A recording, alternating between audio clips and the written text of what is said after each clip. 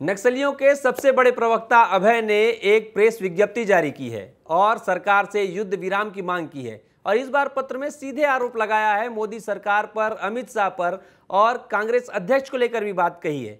क्या खास है इस पत्र में, इसके लिए इस पर अधिक जानकारी के लिए हमारे साथ जुड़ गए हैं बस्तर से संजय ठाकुर। संजय भैया, फिर से नक्सलियों ने पत्र जारी किया है और इस बार पत्र में क्या खास है, इसे बताइए। देखिए, मेरे हाथ में इस वक्त वही पत्र है जो नक्सलियों ने जारी किया है और मैं ये देख पा रहा हूँ कि ये पत्र जारी हुआ था 1 जुलाई को। ये पत्र मूल रूप से तेलुगु में है, जिसे हमने ट्रांसलेट किया है गूगल ट्रांसलेटर के माध्यम से। और ये पत्र लिखा है नक्सलियों के सेंट्रल कमेटी के प्रवक्ता अभय ने। अभय जिसे हम मल्लोजुल्ला वेणुगोपाल राव भी कहते हैं, साथ ही सोनू भी कहते हैं। ये नक्सलियों का पोलित ब्यूरो मेंबर है। साथ ही ऐसा माना जा रहा है कि बसवराजू के मारे जाने के बाद इसे महासचिव बनाया जा सकता है। तो बहुत बड़ा नक्सली है ये। इसने इस बार लेटर जारी किया है। ये 3 पन्नों का ये पत्र है और इसमें इसने कई महत्वपूर्ण बातों का जिक्र किया है। शुरुआत में कर देता हूँ, सदस्य में बता देता हूँ कि पहला ये शुरुआत कैसे हुई है। इस पे उन्होंने लिखा है प्रेस विज्ञप्ति, इसके आगे हाईलाइट किया है एक बात को, जिसमें उन्होंने लिखा है कि मोदी शाह सरकार के इस रुख की निंदा करें कि पाकिस्तान के साथ शांति वार्ता करेंगे, लेकिन आदिवासियों और माओवादियों के साथ नहीं, जो उनके संघर्षों का नेतृत्व कर रहे हैं। तेलंगाना सरकार से तेलंगाना में युद्ध विराम की करने की मांग करते हैं। यानी कि उन्होंने केंद्र सरकार को आड़े हाथों लिया है। उन्होंने कहा है कि आप पाकिस्तान के साथ तो युद्ध विराम कर सकते हैं, लेकिन जो आदिवासियों के लिए लड़ रहे हैं नक्सली, उनके साथ आप युद्ध विराम नहीं कर सकते। और फिर उन्होंने तेलंगाना सरकार, क्योंकि तेलंगाना में फिलहाल कांग्रेस की सरकार है, रेवंत रेड्डी वहाँ के सीएम हैं, ऐसे में नक्सलियों ने कहा है कि तेलंगाना सरकार युद्ध विराम करे। और ये ऐसा पहली बार नहीं है, ये नक्सलियों का 7वां लेटर है जिसमें नक्सलियों ने युद्ध विराम को लेकर बात कही है। अब इस लेटर में नक्सलियों ने अमित शाह का 29 तारीख को, बीते 29 जून को जो दौरा हुआ था तेलंगाना का, जिसमें वो निजामाबाद गए थे, उसका जिक्र किया है। और वहाँ जो अमित शाह ने कहा था उसे नक्सलियों ने अपनी पहली लाइन में लिखा है। नक्सलियों ने क्या लिखा है? पिछले महीने की 29 तारीख को निजामाबाद के राष्ट्रीय हल्दी बोर्ड के कार्यालय का उद्घाटन करने आए अमित शाह ने किसान सम्मेलन को संबोधित करते हुए कहा कि उनकी सरकार हथियार उठाने वालों से बातचीत नहीं करेगी, इसलिए माओवादियों के पास आत्मसमर्पण करने के अलावा और कोई विकल्प नहीं है और 31 मार्च 2026 तक देश से नक्सलवाद का खात्मा हो जाएगा। उन्होंने यह भी बयान दिया कि माओवादियों ने अब तक 40 से आदिवासियों की हत्या की है। उन्होंने कांग्रेस के कुछ नेताओं पर शांति वार्ता की मांग करने का आरोप भी लगाया। यानी कि उन्होंने अमित शाह को कहा है कि अमित शाह ने जो बयान दिया था, लगातार ये सरकार का स्टैंड भी है, जिसमें सरकार ये कह रही है कि किसी भी तरह का युद्ध विराम जैसी स्थिति नहीं है। नक्सलियों के पास सिर्फ एक ही रास्ता है, नक्सली आत्मसमर्पण करें, हथियार डालें और जो सरकार की समर्पण नीति है उसका लाभ उठाएं। इसके आगे फिर उन्होंने फिर से लिखा है कि छत्तीसगढ़ में भाजपा की सरकार बनते ही वहाँ के मुख्यमंत्री ने घोषणा की थी कि वे माओवादियों से बातचीत करेंगे। और तो और छत्तीसगढ़ चुनाव से पहले भाजपा ने अपने घोषणा पत्र में भी घोषणा की थी कि वे माओवादियों से बातचीत करेंगे। अब अमित शाह इसे चुनाव जीतने के लिए माओवादियों द्वारा बनाया गया जुमला बताकर खारिज कर सकते हैं, यह उनकी आदत है। अब यहाँ पे वो 25 लाख वाला जुमला की जो बात थी उसको माओवादियों ने जोड़ दिया है। उन्होंने कहा है कि सरकार जब यहाँ बनी थी छत्तीसगढ़ में बीजेपी की, तो उन्होंने कहा था कि हम माओवादियों से शांति वार्ता करेंगे, लेकिन बीते 18 महीनों की बात की जाए तो इस सरकार में हुआ क्या है। देखिए, बहुत बड़े ऑपरेशन हुए नक्सलियों के खिलाफ, जितना बड़ा नुकसान नक्सल संगठन को बीते 18 महीनों में हुआ उतना कभी और नहीं हुआ था। तो ऐसे में जब सरकार बनी थी तो लगातार हम देख रहे थे कि गृहमंत्री विजय शर्मा नक्सलियों से कह रहे थे कि आप हमसे बातचीत करिए और बताइए कि आप अपनी समर्पण नीति में क्या कुछ चाहते हैं, हम उस हिसाब से आपकी समर्पण नीति बनाएंगे और फिर उसके बाद आप उसका लाभ लेने समर्पण कर सकते हैं। तो देखिए, यहाँ पे दोनों बातें हैं। सरकार लगातार कह रही थी कि आप समर्पण नीति के बारे में बात करिए, आप बताइए कि आप क्या चाहते हैं, समर्पण नीति में क्या कुछ बदलाव होना चाहिए। उन्होंने यहाँ तक कह दिया था कि हम वीडियो कॉल पे भी बात करने को तैयार हैं। लेकिन अब नक्सली कह रहे हैं कि उन्होंने तब युद्ध विराम या शांति वार्ता ऐसी कुछ बात की थी, लेकिन अब वो बातचीत नहीं हो पा रही। तो आगे और भी काफ़ी कुछ है। आपके हाथ में भी लेटर है, अगर आपको कुछ महत्वपूर्ण बात दिख रही हो तो हम उससे बात करते हैं। सौरभ, इसमें सबसे पहली बात जो मुझे महत्वपूर्ण लग रही है कि इन्होंने पाकिस्तान का जिक्र किया कि पाकिस्तान के साथ सीज फायर किया गया, लेकिन आदिवासियों के लिए जो बात कर रहे हैं, माओवादी उनके संघर्षों के लिए लड़ रहे हैं, उनके साथ नहीं किया जा रहा। तो ये अपने आप को जो पाकिस्तान के साथ कंपेयर कर रहे हैं, इसे कैसे देखते हैं आप? देखिए, ये बात नक्सलियों ने शायद तीसरी बार कही है। नक्सलियों ने इस बात का जिक्र पहले भी कुछ पर्चों में किया, जिसमें उन्होंने कहा है कि क्योंकि बीते दिनों पाकिस्तान के साथ एक तनाव की स्थिति थी, इस बीच जो है फिलहाल दोनों देश जो है वो शांति वार्ता या जो भी आप कहेंगे युद्ध विराम की स्थिति में हैं। ऑफिशियली हालांकि ये नहीं है, क्योंकि इस पर अभी तक सरकार का ऐसा कोई बयान नहीं आया कि कोई युद्ध विराम हुआ, क्योंकि युद्ध ही शुरू नहीं हुआ था। सरकार ने ऑफिशियली ये कहा ही नहीं था कि हमने युद्ध शुरू कर दिया है, तो युद्ध विराम तो नहीं हुआ। लेकिन हाँ, फिलहाल जो तनाव की स्थिति थी सरकार के साथ, उस पर विराम लगा हुआ है।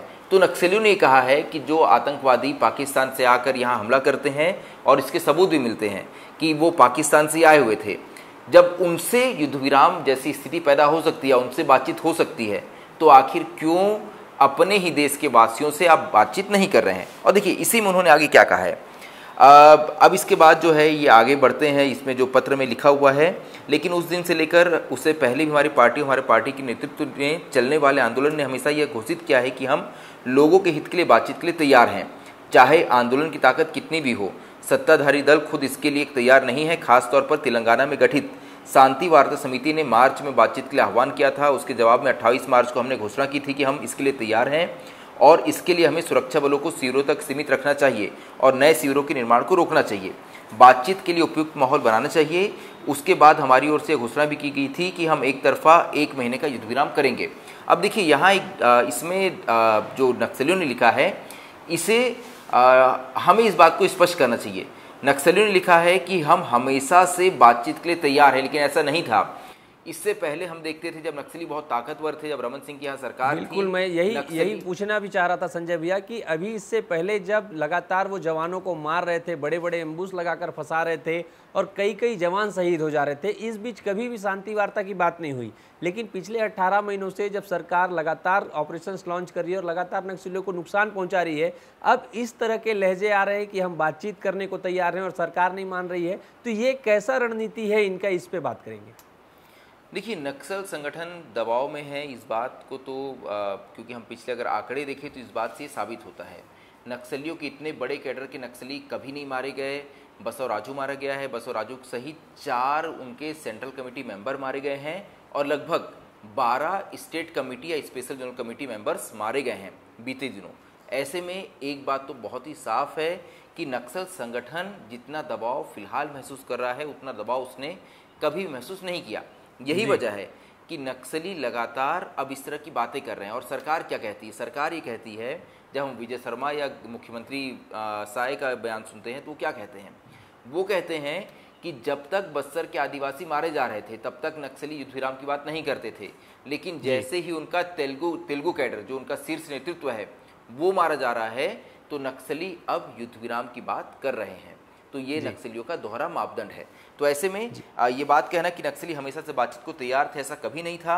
नक्सलियों की पहली शर्त ये होती थी, जिसका जिक्र अभी भी नक्सलियों ने किया है। अभी भी नक्सलियों ने क्या कहा है कि पहला जो भी शिविर फिलहाल है या जितने भी कैंप है सरकारों के या फोर्स उन कैंपों तक ही सीमित रहे। इसके अलावा जो नए कैंप स्थापित किए जा रहे हैं, जो कि नक्सलियों के बहुत ही कोर इलाकों में स्थापित हो रहे हैं, उनकी स्थापना रोकी जाए।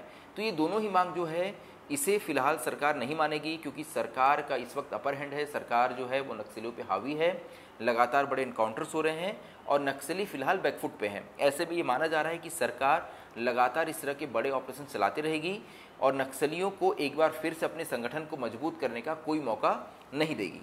सौरभ जी, इसमें जो आप उल्लेख कर रहे थे भैया, इसमें लिखा भी है कि हमने घोषणा की थी कि हम इसके लिए तैयार हैं और इसके लिए हमें सुरक्षा बलों को शिविरों तक सीमित रखना चाहिए और नए शिविरों के निर्माण को रोकना चाहिए और बातचीत के लिए उपयुक्त माहौल बनाना चाहिए। साथ में ये भी लिखा है कि उसके बाद हमने अपनी ओर से यह भी घोषणा कर दी थी कि एक तरफा 1 महीने का युद्ध विराम करेंगे।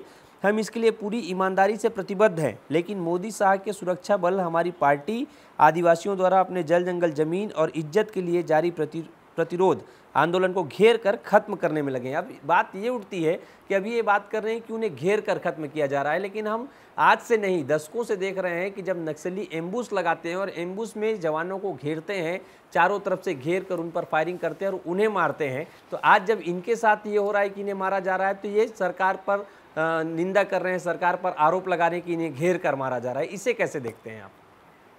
बिल्कुल, देखिए जो मैंने कहा कि नक्सली लगातार बैकफुट पे हैं, बड़े ऑपरेशन चलाए जा रहे हैं, बसव राजू जैसे नेता भी अब सुरक्षित नहीं है, वो भी मारे जा रहे हैं।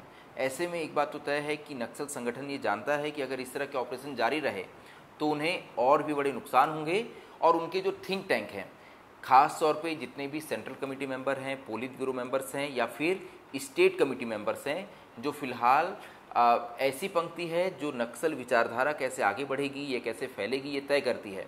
अगर वो लोग भी मारे गए तो ये संगठन जो है ये बहुत लंबे समय तक सर्वाइव नहीं कर पाएगा। यही वजह है कि वो चाहते हैं कि किसी भी कीमत पर ये संगठन बच जाए। इस पे आगे बढ़ते हैं तो इसमें उन्होंने जिक्र किया है कि पिछले कुछ दिनों में फोर्स ने जो बड़े इनकाउंटर किए, उसमें उन्होंने लिखा है कि हमारे 85 से ज़्यादा लोगों को फोर्स ने मार डाला है।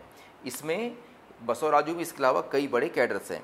इसके अलावा नक्सलियों ने फोर्स पे आरोप लगाया है। नक्सलियों ने कहा है कि इस दौरान फोर्स ने कई साधारण आदिवासी ग्रामीणों को भी पकड़कर गोली मार दी है। साथ ही नक्सलियों ने इंद्रावती टाइगर रिजर्व के उस रसोइये का जिक्र भी किया है जो बीते दिनों काफ़ी चर्चा में रहा।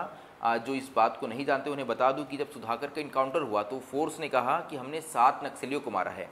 इसके बाद ये पता चला कि जो एक नक्सली, जिसे फोर्स ने नक्सली कहा, वो वहाँ की स्कूल का रसोइया था, जिसे सरकार रसोइये के तौर पे पैसा भी देती थी। इस बात को लेकर काफ़ी हंगामा मचा, पॉलिटिकल एक्टिविटीज़ हमने काफ़ी देखी, सरकार को विपक्षी पार्टियों ने आड़े हाथों लिया। तो ये एक ये पार्ट भी जिसका नक्सलियों ने जिक्र किया है। इसके अलावा नक्सलियों ने ये भी लिखा है कि जब बसव राजू मारा गया था और उसके शव का फोर्स ने ही अंतिम संस्कार कर दिया था। फोर्स के अपने तर्क थे। फोर्स ने कहा था कि किसी ने भी ऑफिशियली इसे क्लेम नहीं किया है या कानूनी तौर पे क्लेम नहीं किया, इसलिए हमने शव सड़ने की वजह से उसका अंतिम संस्कार कर दिया। तो नक्सलियों ने लिखा है कि न्यूनतम मानवीय मूल्यों का भी पालन फोर्स या सरकार द्वारा नहीं किया जा रहा है। इसके अलावा नक्सलियों ने फिर लिखा है कि हालांकि हम आदिवासियों के खिलाफ जारी सरकारी नरसंहार को रोकने और उनकी भूमि और जंगलों की रक्षा के लिए बातचीत की अपनी पेशकश से पीछे नहीं हटे हैं। यानी कि हम अभी भी चाह रहे हैं, सरकार ने भले ये सब किया, इसके बाद भी हम चाह रहे हैं कि किसी भी तरह से बातचीत हो जाए। इसके आगे उन्होंने लिखा है कि अमित शाह सरकार का बयान कि हमारी सरकार हथियार रखने वालों से बातचीत नहीं करेगी, यह भी सच नहीं है। वाजपेयी सरकार के समय से लेकर उससे ही पहले केंद्र सरकार ने पूर्वोत्तर राज्यों में हथियार रखने वाले उग्रवादी दलों से बातचीत जारी रखी है, और ये बात सही भी है। नॉर्थ ईस्ट में जितने भी उग्रवादी संगठन थे उनमें से कई संगठनों से सरकार ने उस वक्त बातचीत की थी, और वो आज के डेट में सरकार का वहाँ हिस्सा भी हैं। असम और बाकी जगहों पर हम इस तरह की स्थिति देखते हैं। इसका जिक्र नक्सलियों ने किया है। साथ ही उन्होंने फिर से एक बार वही पाकिस्तान वाला जिक्र किया है कि जिन आतंकियों ने हमला किया था उस आतंकियों को पालने वाले देश से भी सरकार शांति वार्ता कर रही है। फिर इसके आगे नक्सलियों ने और भी कुछ आरोप सरकार पर लगाए हैं कि जिस दिन बसव राजू की हत्या हुई उसी दिन गढ़चिरौली में 1,20,000 पेड़ों को काटने की अनुमति दी गई थी। तो ऐसे में नक्सली कह रहे हैं कि ये सिर्फ हमें नहीं मार रहे, ये जंगलों को भी ख़त्म कर रहे हैं। और हम देख रहे हैं कि बाकी अदानी और ये सारे मुद्दे तो चल ही रहे हैं पेड़ काटने के जी। तो इसके आगे फिर बढ़ते हैं तो इसमें सबसे महत्वपूर्ण पार्ट अब आता है जिसमें उन्होंने कहा है कि देश के कई बुद्धिजीवी, लोकतंत्रवादी और मानवाधिकारी समूह शांति वार्ता चाहते हैं और इसकी मांग को लेकर कई कार्यक्रम आयोजित कर रहे हैं। इसी कड़ी में जस्टिस चंद्र कुमार, प्रोफेसर जी हरगोपाल के नेतृत्व में शांति वार्ता समिति ने तेलंगाना के मुख्यमंत्री से मुलाकात की और उनसे युद्ध विराम का पालन करने और शांति वार्ता करने का अनुरोध किया। इसके बाद उन्होंने दिल्ली में राहुल गांधी और मल्लिकार्जुन खड़गे से ही मुलाकात की और मांग की कि तेलंगाना सरकार युद्ध विराम की घोषणा करे, केंद्र सरकार से शांति वार्ता की मांग करे। जी हरगोपाल के बारे में आपको बता दूं, जिनका ये जिक्र कर रहे हैं नक्सली, जी हरगोपाल वही व्यक्ति हैं जब सुकमा के कलेक्टर एलेक्स वॉल मेनन को साल 2012 में नक्सलियों ने अपहरण कर लिया था उनका, तो जी हरगोपाल ही वो व्यक्ति थे बीडी शर्मा के साथ जिन्हें सरकार ने मध्यस्थ के तौर पे नियुक्त किया था। और जी हरगोपाल और बीडी शर्मा ही नक्सलियों के पास से कलेक्टर एलेक्स वॉल मेनन को छुड़ा कर लेकर आए थे।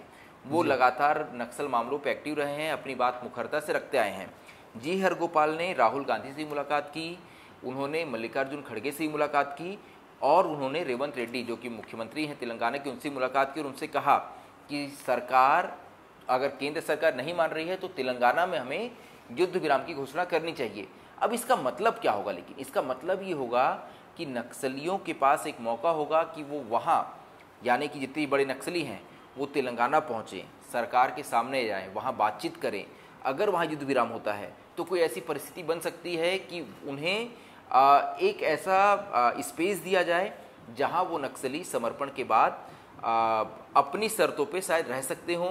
तो ये बहुत महत्वपूर्ण होने वाला है। अगर ऐसा कुछ होता है, तेलंगाना सरकार अगर इसमें आगे बढ़ती है, तो हो सकता है हम देखें कि हिड़मा जैसे नक्सली, या अभी फिलहाल जो सोनू जिसका भी हम जिक्र करें जो है, या इसके अलावा जो 5 पोलित ब्यूरो मेंबर्स हैं, 11 सीसी मेंबर्स हैं, इसके अलावा जो सैकड़ों इनके हथियारबंद कैडर्स हैं। ऐसा हमने नॉर्थ ईस्ट में देखा था कि सैकड़ों बंदूकें सामने रखी हुई है, वो लोग खड़े हैं और सरकार से बातचीत कर रहे हैं। ऐसी कोई तस्वीर हो सकता है कि आने वाले समय में तेलंगाना में नजर आए, क्योंकि देखिए अब केंद्र में तेलंगाना है। इसके आगे उन्होंने क्या लिखा, इसके आगे उन्होंने लिखा है। लेकिन संजय भैया, मैं 1 मिनट आपको रोकना चाहता हूँ जी। बात ये है कि ये अगर ऐसी स्थिति बनती है तो सरकार तो बोल ही रही है ना कि आप हथियार डालें, आए और मुख्य धारा में लौटे और बातचीत करने के लिए तैयार हो। लेकिन हथियार के साथ अगर आप बातचीत करने की बात करते हैं तो ये पॉसिबल नहीं है। तो अगर इन्हें यही चाहिए कि बातचीत करना है तो हथियार डाल भी तो सकते हैं, इसमें क्या दिक्कत है? देखिए, वो कह रहे हैं कि दोनों ओर से होना चाहिए। नक्सलियों का ये कहना है कि हम हथियार डालने के लिए तैयार हैं, लेकिन आप पहले जो आपके कैंप हैं उन्हें स्थापित करना बंद करिए। दूसरी बात, जो फोर्स ऑपरेशन पे निकल रही है उसे आप बंद करिए, उसके बाद ही इस तरह की बातचीत आगे बढ़ेगी। सरकार कह रही है कि नहीं, इस तरह की कोई बातचीत नहीं होगी। आपके पास एक ही रास्ता है, जैसे बाकी नक्सली समर्पण करते हैं, यानी कि आप जंगलों से निकल के बाहर आइए, आप अपने हथियार छोड़ के आइए, हथियार लेकर आइए, सरकार के सामने उन हथियारों को रखिए और इसके बाद आप शपथ लीजिए कि आप सरकार के अब साथ हैं, आप नक्सल संगठन या नक्सल विचारधारा से आप अब ग्रसित नहीं हैं।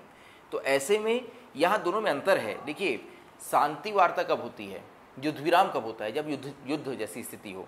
यहाँ सरकार कह रही है कोई युद्ध नहीं है, ये कुछ भटके हुए लोग हैं, ये हथियार लेके घूम रहे हैं, लगातार फोर्सेस को, सरकार को नुकसान पहुंचा रहे हैं। तो इनके पास एक ही रास्ता है कि आप हथियार डालिए, समर्पण करिए और जो समर्पण नीति का लाभ है वो लाभ लीजिए। यानी कि अगर किसी सीसी मेंबर के ऊपर 1 करोड़ का लाभ है तो आपको वो राशि मिलेगी, जो हथियार आप लेके आएंगे वो राशि मिलेगी।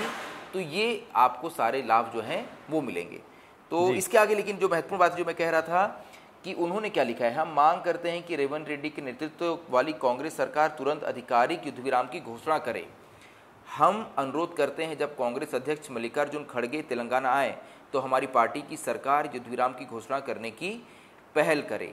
यानी कि उन्होंने पहले लिखा है कि रेवंत रेड्डी या तो युद्ध विराम की घोषणा करें, अगर ऐसा नहीं हो रहा है तो मल्लिकार्जुन खड़गे जो कि कांग्रेस के राष्ट्रीय अध्यक्ष हैं, जब वो तेलंगाना है, क्योंकि ये लेटर 1 तारीख का है और खड़गे 4 तारीख को पहुंच गए कहाँ, तेलंगाना।